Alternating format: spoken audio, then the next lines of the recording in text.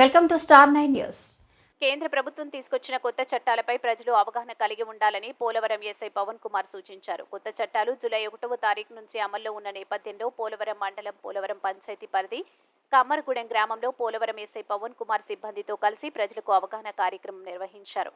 ఈ సందర్భంగా ఆయన మాట్లాడుతూ బ్రిటిష్ కాలం నాడు పెట్టిన ఐపీసీ సెక్షన్ మార్పు చేసిన బిఎన్ఎస్ సెక్షన్, సిఆర్పిసి సెక్షన్ మార్పు చేసి బిఎన్ఎస్ఎస్ కొత్త చట్టాలు తీసుకురావడం జరిగిందన్నారు. ఈ చట్టాలకు లోబడి ప్రతి పౌరుడు మెలగాలని సూచించారు. ఈ కార్యక్రమంలో నాయకులు సుబ్బన్న మోహన్, డ్వాక్రా గ్రామ సంఘం president Sivakumari, CA Venkataramana, MPTC Dhanalakshmi, అధిక సంఖ్యలో గ్రామస్తులు, మహిళలు పాల్గొన్నారు.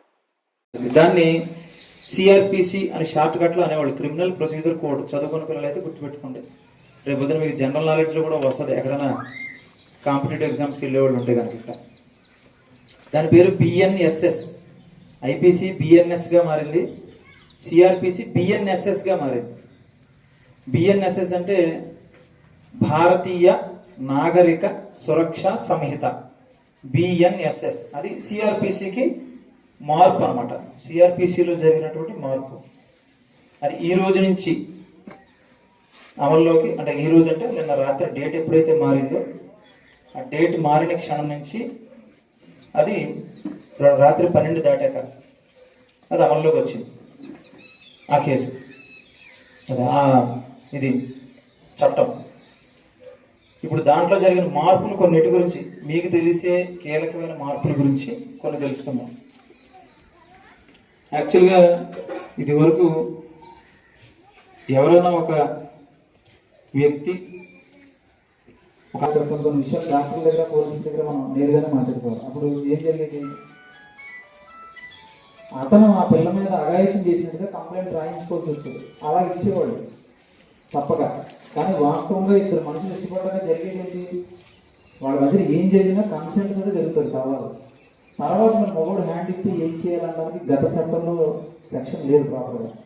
ఇప్పుడు కొత్తగా దాంట్లో 10 సంవత్సరాల శిక్షతో సెక్షన్ వచ్చింది.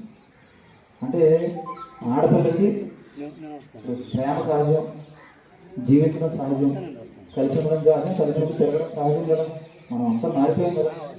ఆల్రెడీ ఫారెన్ కంట్రీలో ఉన్నట్టుగా తయారైపోయింది. ఇప్పుడు దానికి సంబంధించిన సెక్షన్ పాత దాంట్లో లేదు, కొత్త దాంట్లో స్పష్టంగా చెప్పారన్నమాట.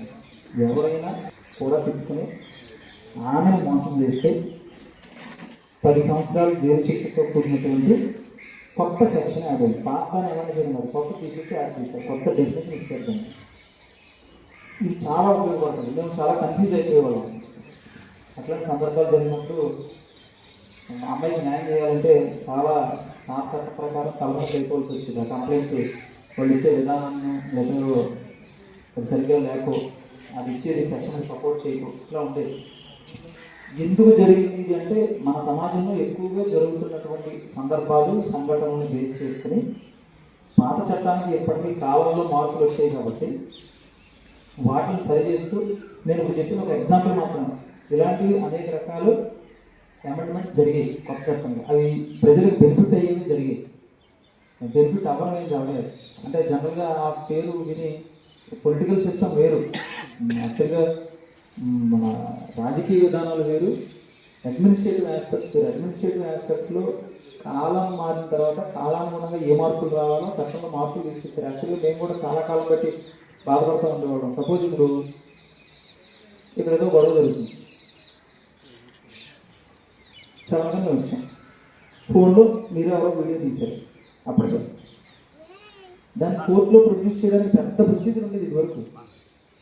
దాన్ని కోర్టు ఎలా అడుగుతుందో చెప్తాను మీకు. కోర్టుకి ఎప్పుడు కూడా వాళ్ళకి కావాల్సింది ఏంటంటే ఎవిడెన్స్ చాలా స్పష్టంగా ఉండాలి. ఒక వ్యక్తికి శిక్ష చేయాలంటే మేము అనుకునే వాళ్ళం, ఇంకా సెల్ ఫోన్ చేతికి వచ్చేసేవి, కెమెరాలు చేతికి వచ్చేసేవి, జరుగుతున్న సంఘటనలన్నీ కంటికి కనబడుతున్నాయి.